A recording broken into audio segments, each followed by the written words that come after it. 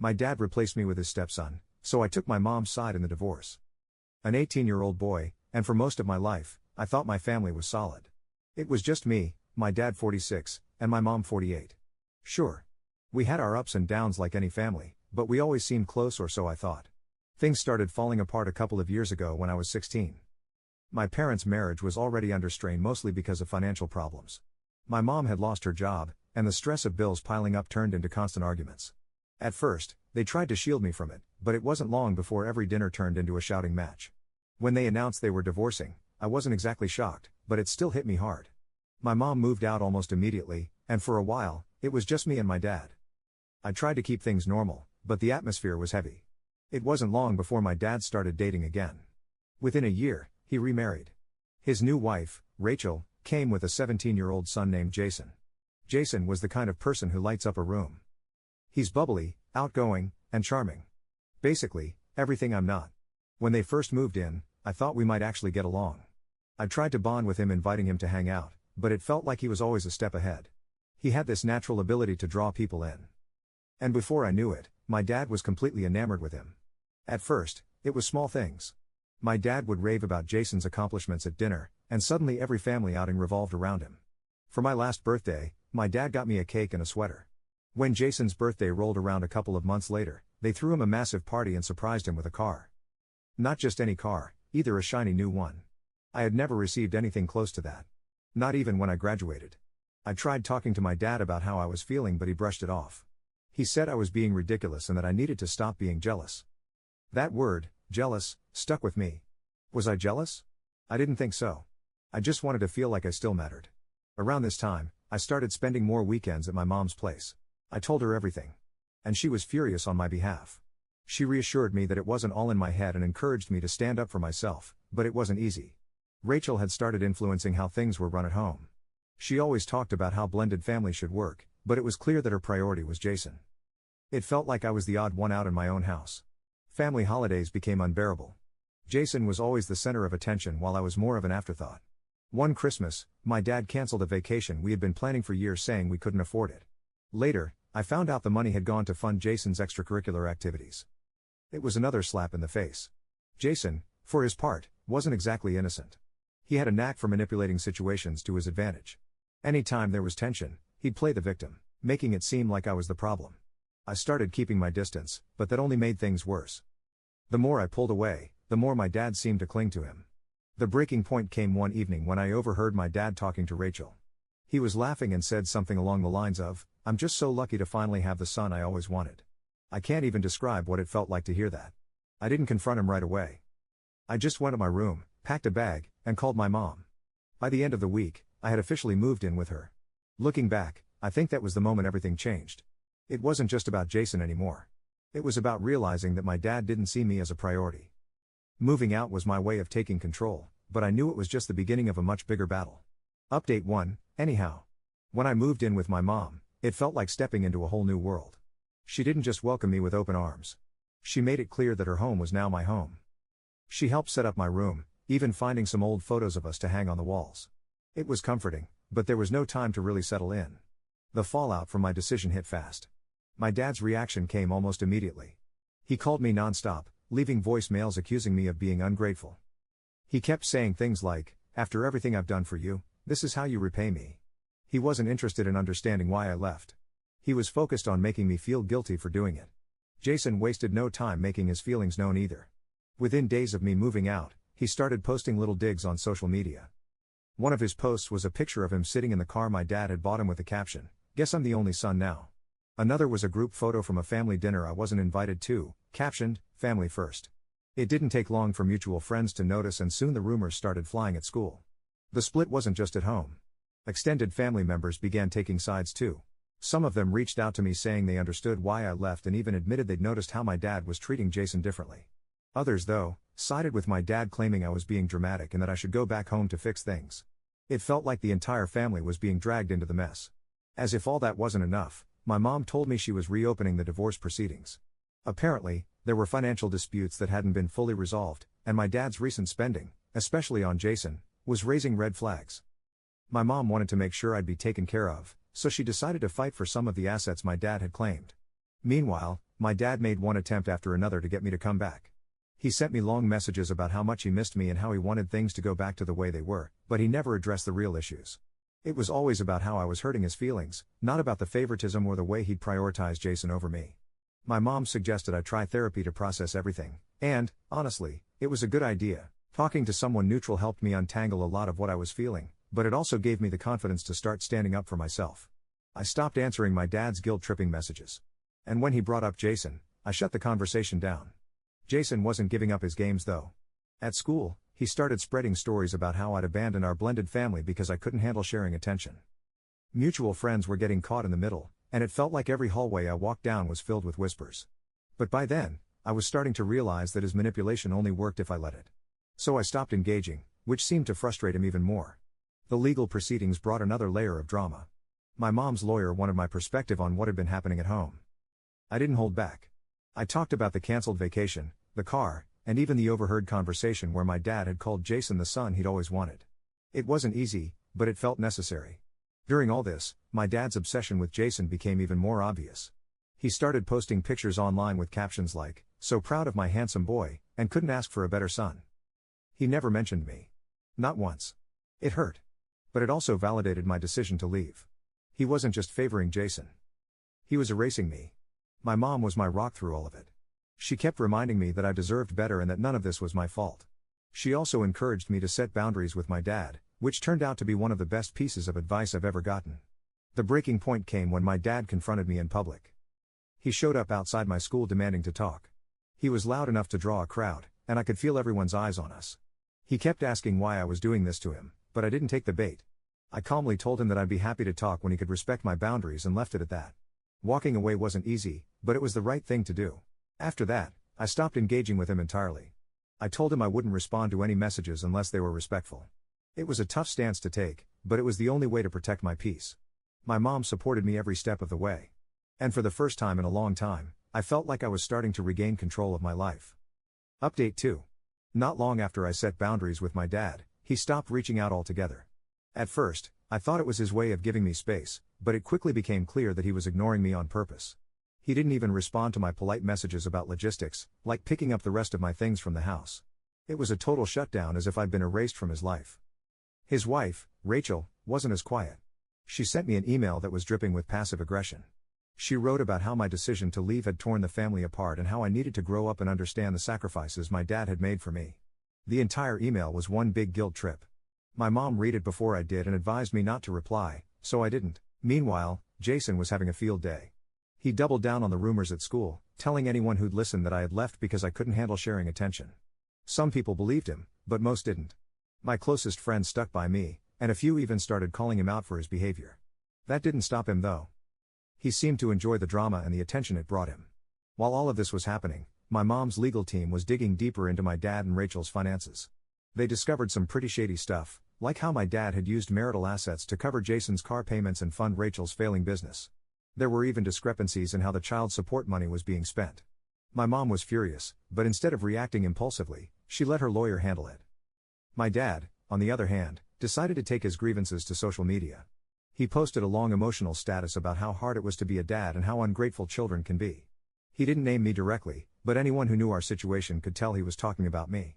Some of his friends commented things like, "Stay strong, Papa, and kids don't understand what we go through for them." I saw the post and rolled my eyes. It was just another way for him to play the victim. Despite all the drama, my friends were my rock. They kept reminding me to focus on myself and not let my dad or Jason's antics get to me. Their support, along with my mom's encouragement, made a huge difference. I also started therapy, which helped me understand that my dad's actions were more about his own insecurities than anything I'd done. It wasn't an excuse, but it gave me some clarity. Then came Jason's birthday. My dad threw him a massive party, like, over-the-top massive. There was a DJ, catered food, and a professional photographer. Seeing the pictures online made me cringe. It was hard not to compare it to my last birthday, which had been a quiet dinner with just my dad and Rachel. The blatant favoritism was impossible to ignore. During one of our late-night talks, my mom opened up about her marriage to my dad. She told me about how he'd always needed validation and how his insecurities often led him to overcompensate in ways that hurt the people around him. Hearing her perspective didn't excuse what he'd done, but it helped me understand him a little better. At school, Jason's mask started to slip. During a conversation with some mutual acquaintances, he let it slip that he enjoyed being the favorite because it gave him power in the family. Someone recorded it, and the clip made its way around. It didn't completely turn people against him, but it definitely made him look bad. Around this time, I got a part-time job at a local bookstore. It wasn't glamorous, but it gave me a sense of independence I hadn't felt in a long time. Earning my own money felt empowering, and it kept me busy enough to avoid dwelling on the family drama. The extended family wasn't staying quiet either. One of my uncles who had been mostly neutral up to this point finally confronted my dad. He told him he needed to take a hard look at how he was treating me. My dad didn't take it well. According to my uncle, he doubled down insisting that I was the problem.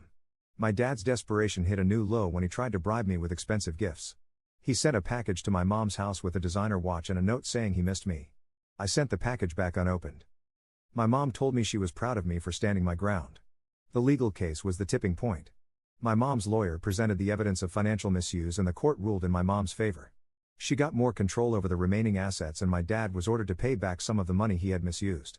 It wasn't a complete victory, but it was a step in the right direction. Through it all, I stayed firm in my boundaries. My dad's attempts to manipulate or guilt me didn't work anymore. I wasn't looking for his approval or trying to change his mind. For the first time in years, I felt like I was finally free to focus on myself and my future. Update 3. The legal battle finally wrapped up and my mom came out on top. The court sided with her, granting her more financial security and partial custody rights over the remaining shared assets. It was a huge relief for both of us. The ruling exposed how my dad had misused funds to pay for Jason's car, extracurricular, and even Rachel's mounting debts. The details weren't pretty, but they were necessary to prove my mom's case. My dad, of course, didn't take it well. He lashed out, accusing me of helping my mom to humiliate him. He sent a long angry email claiming I had destroyed his reputation and torn apart the family. There wasn't much I could say to that. It felt like he was more upset about being caught than about the impact of his actions. The court documents also made it clear how much of his spending had been directed toward Jason. Seeing it laid out in black and white made me feel a mix of vindication and sadness. It wasn't just about the car or the party. It was about years of choices that showed where his priorities truly lay. Some of my extended family members couldn't ignore it anymore, but others still insisted I was the one in the wrong. The split within the family became more obvious with uncles and cousins picking sides. Jason's popularity took a hit too. Friends and even some family members started seeing through his manipulative behavior. The video clip of him bragging about being the favorite was still circulating, and the court revelations only added fuel to the fire. People who once saw him as charming were now keeping their distance. He didn't handle it well and it started to show. One of my uncles who had stayed neutral during most of the drama reached out to me. He shared his own stories about my dad's favoritism and how it had affected their relationship growing up. Hearing his perspective made me realize that this wasn't just about me. My dad's patterns had been hurting people long before Jason and I were in the picture. With my mom's constant encouragement and the support of my friends, I started to rebuild. My network felt stronger than ever. I leaned on my friends when things got tough, and they were always there to remind me that I was making the right choices for myself. I also kept busy with work at the bookstore and picked up some new hobbies like painting. Therapy helped too. Slowly but surely, I began to let go of the guilt I've been carrying since I left my dad's house. Things weren't quiet on his end though. He sent me an email with an ultimatum: apologize and move back home, or he'd write me out of his life. It was his final play to regain control, but it backfired. I didn't respond, choosing instead to focus on maintaining my boundaries. My mom was proud of me for standing firm, and that was all the validation I needed. Jason tried to stir up drama at school, cornering me in the hallway one day to accuse me of ruining their family. He was loud enough to draw attention, but instead of making me look bad, his meltdown backfired. A couple of classmates even stepped in to defend me, telling him to leave me alone. Watching him storm off was surreal. He was finally starting to face the consequences of his actions. Meanwhile, Rachel's financial troubles were catching up to her. Her business was failing, and creditors were closing in. My dad's household was under a lot of strain, but I didn't feel sorry for them. They had made their choices, and now they were facing the fallout. My mom kept me grounded through it all. She reminded me that I had a bright future ahead and encouraged me to focus on my education and goals rather than getting dragged back into the drama. Her unwavering support gave me the confidence to take on leadership roles at school and at work. I started running a book club at the store and joined the student council. For the first time in a long time, I felt like I was thriving. When my birthday rolled around, my mom and my friends threw me a quiet celebration. It was small, just a homemade cake, a few thoughtful gifts, and lots of laughter, but it meant everything to me.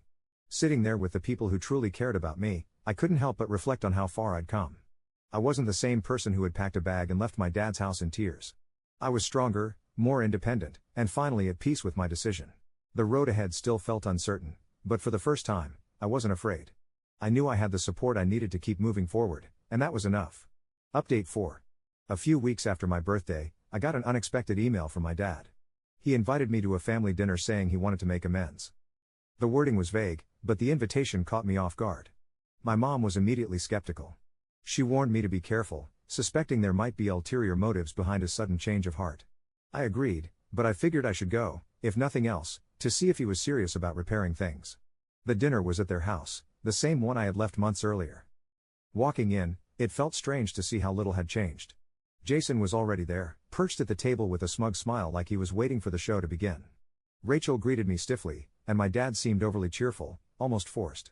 The tension was palpable from the start.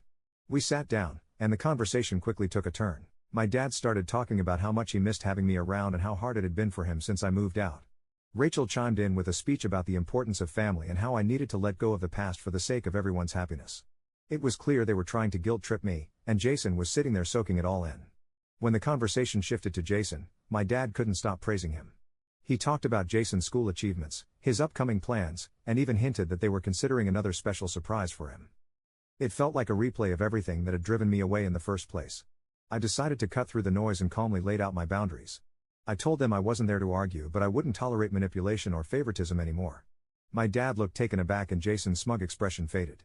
He interrupted, accusing me of trying to steal my dad's affection and ruining their family dynamic. His outburst was loud enough to echo through the house.